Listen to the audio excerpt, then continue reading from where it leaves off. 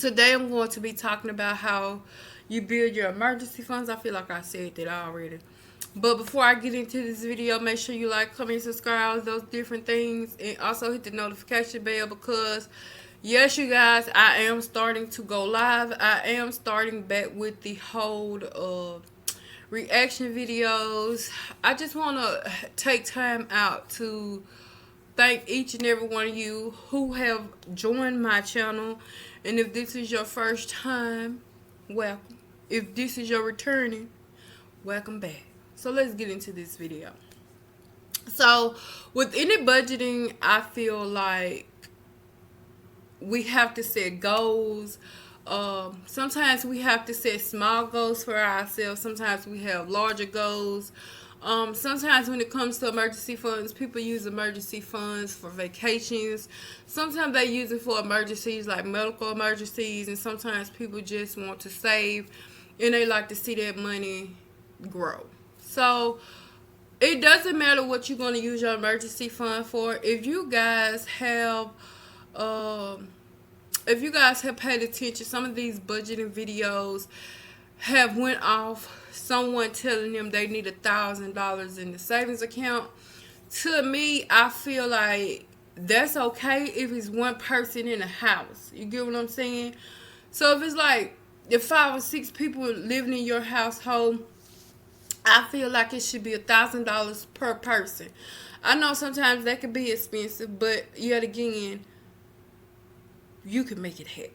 Okay, when it comes to saving money or comes to this crazy inflation, it's good to start saving your money somewhere. It doesn't have to be much every week or every 2 weeks, but you have to start somewhere. I remember when I first started saving, I started saving all my money in a bank account.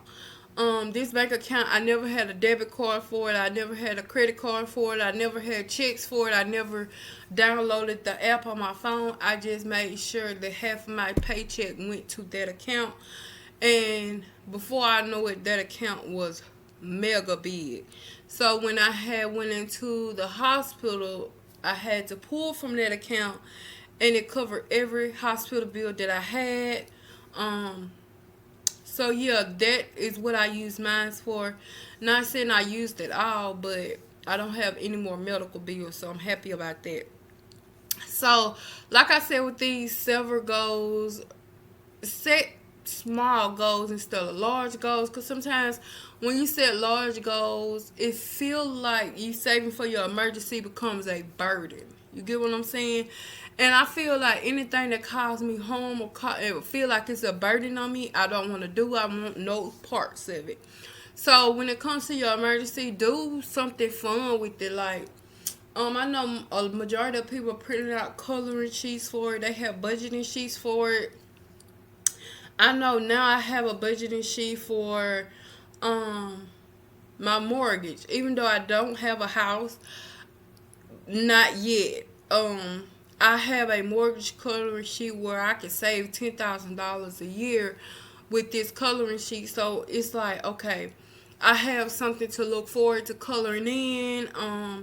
Things like that, especially when it comes to you stuffing envelopes. A lot of people like to stuff envelopes, like to do the 100-day challenge. A lot of people like that stuff. But to me, with the 100-day challenge, it feels like I have to keep up with something else. It feels like works to me. So I really pushed myself away from that. I know in one of my budgeting videos, I can't remember which one, someone asked me to do a envelope challenge, the 100 envelope challenge. I will like to do that if I find a fun way to do it. Me just coloring in envelopes is not that fun to me.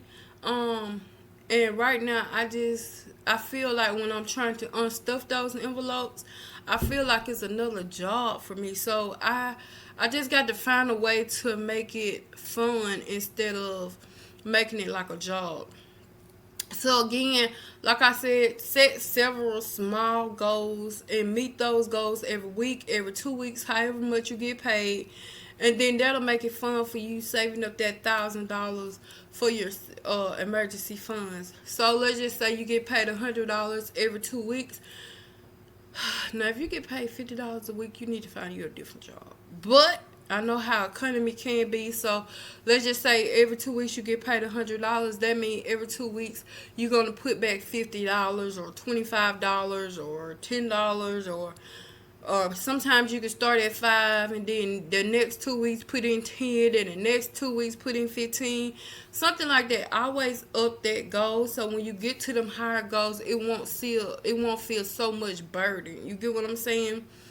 Um Another thing I wanted to say is, like I said, I want you guys to set several goals, several small goals, because I never want you to get to the point to where you feel like you're stressing yourself out because you want to meet that larger goal, um, and you never want to be stressed out because that's horrible. Um, Another thing I feel like we should do, if you always feel like, okay, if I put in $10 here, then I won't have enough to make the next week on. So just trim back on some habits that you don't need. It's a lot of habits we want, or a lot of habits we accumulate, but it's also a lot of habits we don't need. Like you going to Starbucks every morning to get coffee. Learn how to make that coffee at home. You going to McDonald's, get chicken nuggets. Go to Walmart, get you chicken nuggets and French fries, and you cook them at home. I know some people that go to the store every week to buy groceries. Sometimes I feel like that is kind of a waste of money, but yet again, I understand why you do it. But at the same time, I feel like you should get the staples you need. Like for instance, bread, milk, butter, um, rice, beans, things like that, canned food, things like that. So if you do have to go to the grocery store every week, you don't have to spend $100, $200 a week on groceries. And I also feel like at the beginning of the month, you should also do a big grocery haul. And I know some of you gonna look at me like, girl, that's a waste of money. But don't get something you're not going to eat. Because that is wasting money. Okay? Like I said, also commit to savings on a regular, like month, every week, every paycheck, $5 here, $100 there. Like commit to a goal and meet that goal every time you get paid. Take that goal out first, and then the rest of your money you dividend between your bills, and you dividend between um the things you need. Um and like I said, make it a habit to not feel like you have to meet this goal or you're struggling to meet this goal. And some weeks some I know when it comes to um jobs now where you're sometimes you get a great week, sometimes your hours get cut super short. So when it comes to that, I feel like you should don't be obligated to uh to be in a rush to meet these goals. Let's say your goal is $100, and let's say you got cut short on your hours for the past 2 weeks. Um, don't be in a rush to meet that goal. If you know your paycheck is gonna be thin for the next 2 weeks, and you have to make the next 2 weeks on that check that you got, don't be obligated to push yourself to meet your goal.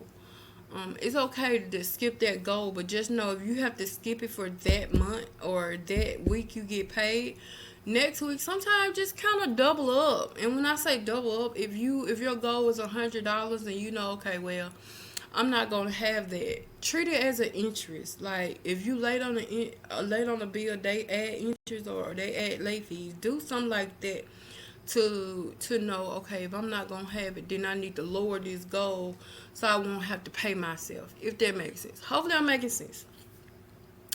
Another thing, like I said, I did have a bank account where my check would get cut in half and just go to it. And that is the best thing to do, because I feel like if you have to switch money into your own bank account, your own savings account, you'll know it's there. So it's not a good thing to have to automatically it's not a good thing to have to manually do it. I feel like you should have it where it automatically, as soon as it hits your bank, 10% of it is going to another bank account. or going to your savings. And I always did this. And I did this because I noticed like my dad to do it. Because I never seen him take out money from his bank account that he's not going to use, or is it not for bills, or if he's not going to make the week on it, or something like that. So I always sat back and watched him do certain things. And one day I asked him, okay, do you have like a savings account? Because I never see you put money into it. But when he told me he automatically have it where his bank account takes out his savings, and when he showed me his savings account, I'm like, you been sneaking money somewhere. But when he told me he forgets about his savings account, um, he always goes where he seen his checking account. He never goes over it. So I took that page from his book, with a whole chapter from his book, and I'm like, okay, that can help me. That benefits me. So that's what I start doing. I start taking every job that I get, or every job that I'm offered, I always tell them to at least take 10% of my check and put it in my savings. But now that I'm banking with Chime, I do have it set up where when a check or when a payment or some sort hit my account, 10% of whatever it is goes straight into my savings, and I don't have to worry about it. So it's better to have something like that. I also feel like you should use like separate accounts for savings, like for direct deposit. So let's just say you are using Chime for like your, no, Chime is a bad idea. Let's just say Chase. When you're using Chase for like your bank account and you're using it for your direct deposit, always have it set up where 10% of your check will go to, let's just say, Bank of America. Um, or let's just say 10% will go to an account that you and your husband might be using for bills. Something like that. So you won't have to worry about it. I also feel like you shouldn't increase the monthly spending just because you get extra checks. Because if you get paid every 2 weeks, you get like 26 checks. So I feel like just because I think it's like March and December, if I'm not mistaken, where you get 3 checks per bi-weekly. So when it comes to that, just be careful, because you don't want to increase that spending. Another thing I like to say is never open up any new credit cards. And and let's just say you have an extra $50 every time you want to increase your spending. Just think about what it would be like if you could send that extra $50 to your savings account, and you will reach your goal with a quickness. I also feel like if you have a set goal, let's just say your set goal is 1,500, and you meet that goal, I feel like you should stop putting in that account. Um, I feel like you shouldn't devote so much of your savings into your emergency funds.